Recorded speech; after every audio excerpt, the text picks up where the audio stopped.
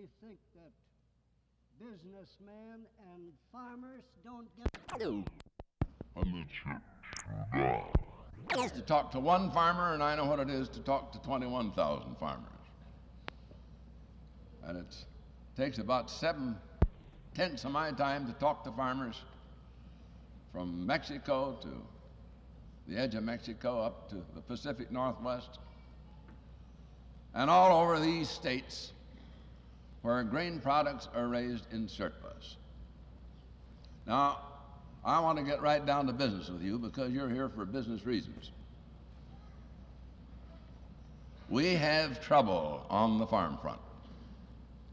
We have lots of trouble on the farm front. We're having the most unusual experience on the farm front that's been my experience in the 30 years that I've been going to Washington, from the days of President Harding up till just the other day, and I'm flying there again day after tomorrow. I'll fly back to St. Paul tomorrow, and the next morning at 7:30 I expect to board a plane for Washington, and expect a very interesting evening with a group of senators and representatives who have invited me to come in there and spend a non-publicized, off-the-record meeting with about 30 key senators and House members and about 20 important men who are the head of industry in the United States to talk about what's happening on the farm front. And that ought to be encouraging to you, that at last there are some big business people that are beginning to feel this pinch and want to know where we're going and why we're going and when we're going to stop going there and go in the place we want to go. And if I have my way about it, I'm going to persuade them to take a little walk up Parity Hill and get back on the ball again.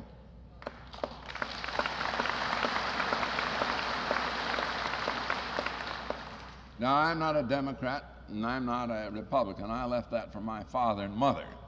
My mother was a Democrat, my father was a Republican, and they seemed to have that pretty well settled before I was born, because I don't remember any trouble about politics until 1896.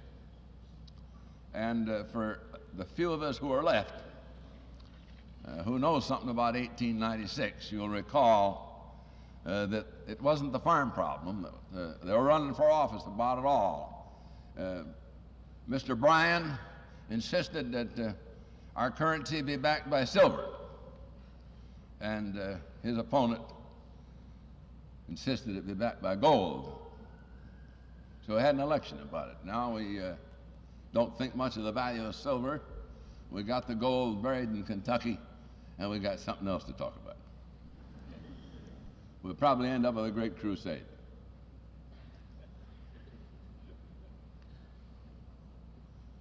We were told we were going to have one, and I'm waiting for it to start any day now. I want to watch it. But in 1896, it came very forcibly to my mind that politics was an unusual thing, because my father, who was a farmer, was standing on Main Street in the little town of Valparaiso, Indiana, where I was born and raised, and his neighbor, a Democrat, met him on the street. My father's name was Sam, and his neighbor's name was Al. It was Al Brown, and my father's Sam Thatcher. And I was with my father. He was leading me down the street, and they stopped. Hello, Al. Hello, Sam. How are things? First thing you know, they got into a debate about that campaign of 1896. And hard money and soft money. And finally, the Democrat, old Al Brown, with a long red sandy beard, he said, "By gosh, Sam, do you mean to tell me if the United States government stamps that dollar, it ain't worth a dollar?" My father says to him, this was a great debate, you see. He said, "You poor old fool." He said, "Do you think if the United States government stamped your whiskers hay, the cow would eat it?" So, ever since then, I've listened to these debates, and they often remind me of Al Brown's whiskers and hay.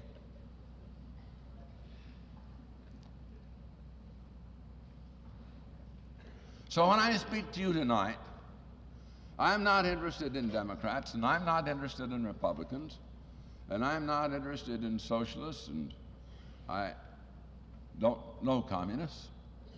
I never associated with them, although being charged with it, I wouldn't know one if I saw one. There may be one here. If he is, we'll have him thrown out. So if anybody here's a communist, stand up and we'll throw you out. Fair enough? Get rid of it. So when I talk as a member of the Farmers Union. I talk as one of you who ships grain to the Farmers Union GTA. I'm the only fellow who has a farm that raises wheat and who also manages Farmers Union GTA. A great institution. You asked me, Mr. Mayor, if I believed in big business.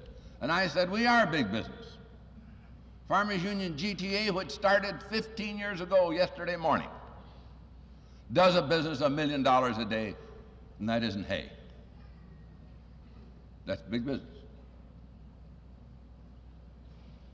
And we get a very fine business out of South Dakota, which helps make the institution big.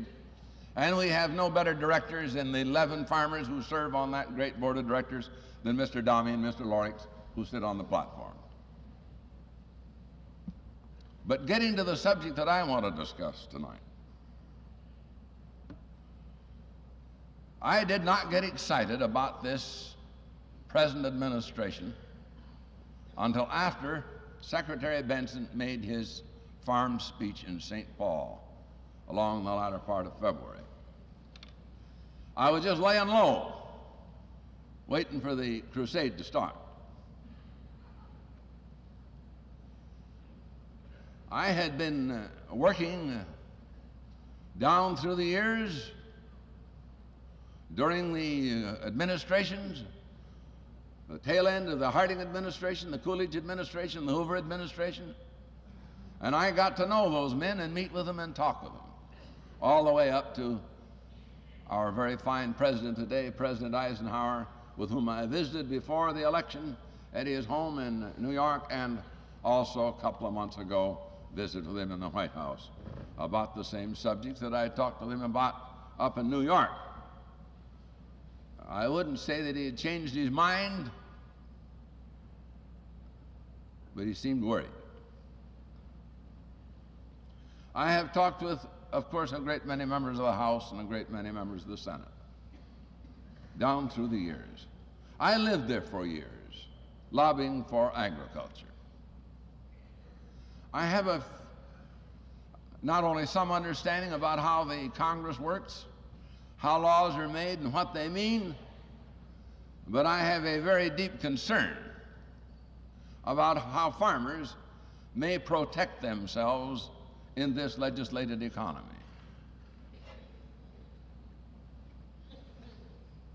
My first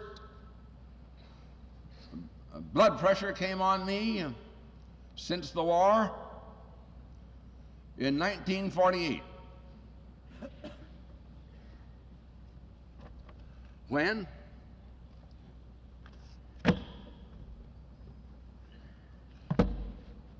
somebody wasn't satisfied with the farm programs we had and wanted to make a change.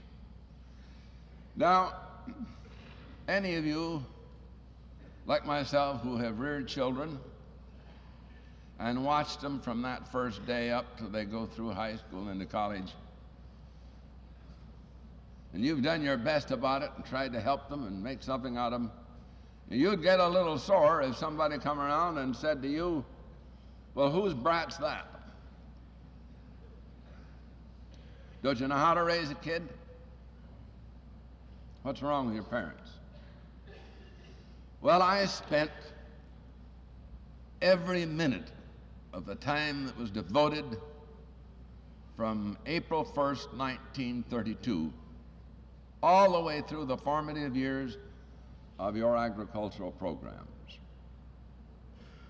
I sat in on every conference in 1932 which dealt with the troubles of the Depression and the kind of a program that we would asked the next President of the United States to support.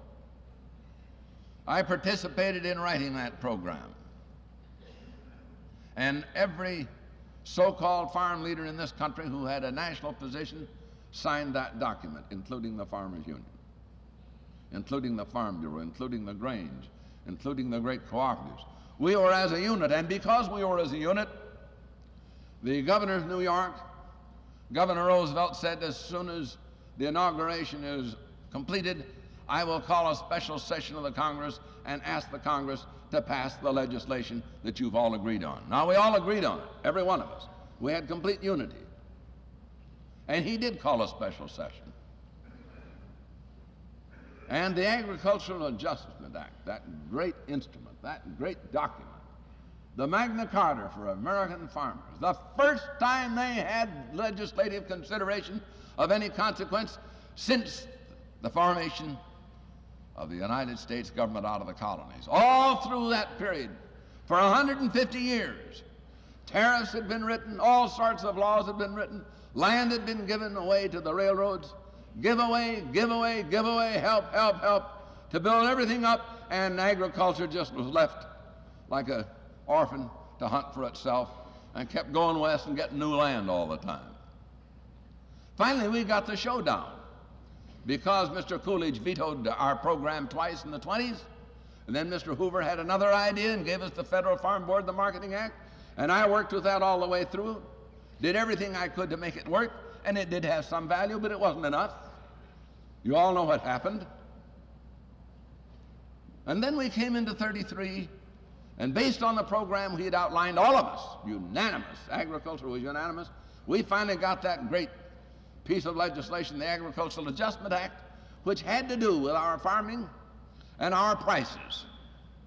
And we thought we were on our way with a processing tax, and we'd be able to move our surpluses and keep our prices up in the marketplace and not bother the federal government about any support programs or anything of the sort. We were on our way with an internal tax to pay our way.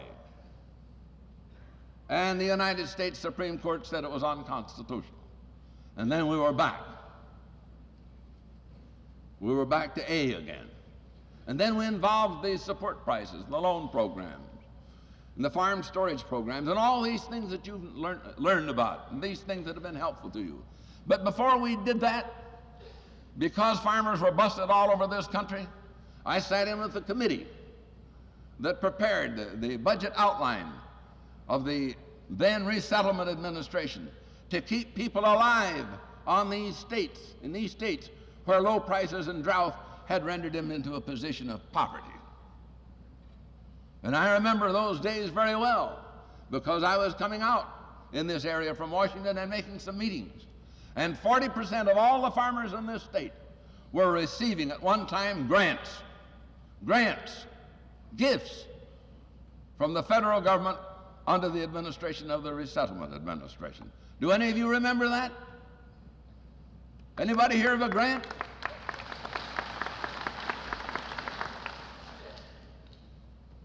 Do you remember what a hopeless looking situation it was during the drought? Do you remember those days? Huh? And you remember the cry of those days?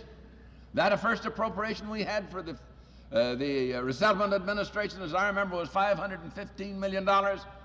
And the old reactionary said, you will bust the Treasury. You will break the government. Well, it would be better to break the government than to have 40% of the farm families of these Great Plains states starve to death. Because a government is of no value unless it looks after the welfare of the great masses of the people.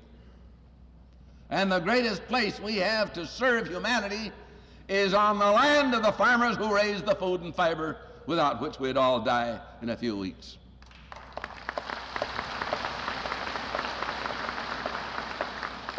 Now, I lived through those years, and it was slow work building it up. And just like these mothers took care of those babies, we watched every move. We were as cautious and careful as we could be. We tried to have good administration. We brought it down to the state level. We brought it to the county level. We had farmers serving on committees. we were doing everything decent and fair we knew to do. And I never felt once during that period of time any creeping socialism run up my legs and back. I never had the feeling of creeping socialism once.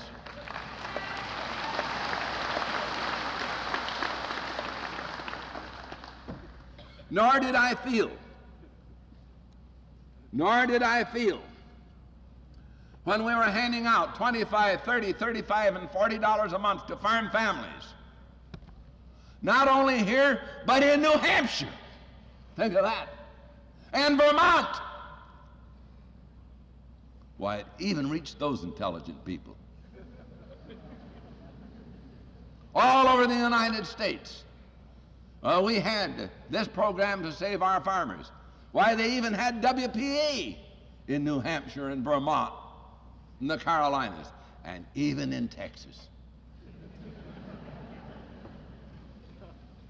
And in those days, they were all scrapping to get an auditorium built. I never heard anybody worry about subsidies. They were seeing who could get the most. Well, it was a matter of employing people and paying them a little something that without which we could have had revolution in this country and communism. If you want to beat communism in this country, be sure you have prosperity on the farms and in the factory, and you'll never have communism.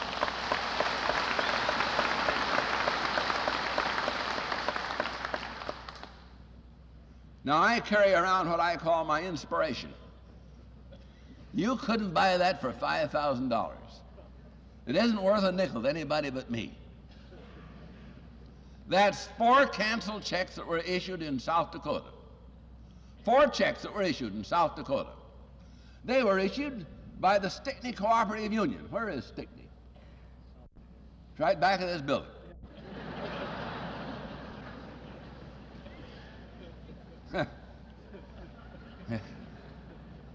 Sounded like parody. Well, here are 4 checks that our field man and friend Ernie Hams was good enough to get a hold of for me. And these checks were issued at Stickney, South Dakota by that farmers cooperative elevator to some farmers that had some grain to sell. And I understand why they had to have help. Because in the time that these checks were issued in 1932, they were enjoying to the fullest. They were receiving the fulfillment of the free enterprise system. It was so free. I want to tell you, if you have any doubts about the efficacy and the soundness of free enterprise, brother, come with me. I'll show you free enterprise at its best. You know, free. Just like you get, I better skip that.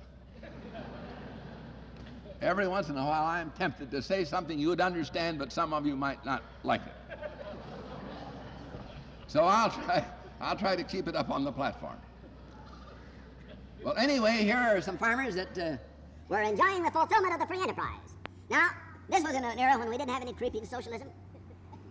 This was the day when you weren't regimented. You remember you weren't regimented in 32? Nobody was regimented. Nobody knew what to do. Well, in those good old days, you know, the kind that Secretary Benson's talking about, where you had your complete independence, and you're a complete American, and you aren't working for government bounty, you know, free. Well, these fellas almost made it. This fella sold his wheat. He got within 15 cents of being free. They paid him 15 cents a bushel for his wheat. The fellow rye, he did a little better. He got within 13 cents of freedom. He got 13 cents for his rye. And the barley fellow, he was a little better off. He was only 10 cents away from freedom. He got 10 cents a bushel. Everything for free. But the fellow that took the cake was the guy with the oats, and he got 9 cents. And I think he's a master farmer, if I remember right. Whenever you read in the paper about getting your money in the marketplace, when you read about the free enterprise system, it is not practiced by the people who tell you it's right. The railroads talk about getting back our birth, our rebirth of Americanism and our free enterprise system, the thing that makes us great. Well, the railroads have had their support prices increased 12 times since the last war. They've had their support prices increased 12 times since the last war. Now that's a pretty good gauge. 12 times is pretty good. Of course, there are all the fellows that had it, you couldn't expect them to go much faster than that. But 12 times is pretty good. How many people have their support prices raised since the war? Huh? What way to put this time? Because right now, I want to get right into what I want to talk to you about. Now, I make these statements, and if there are some lady economists in the audience that want to take this up, I would love them to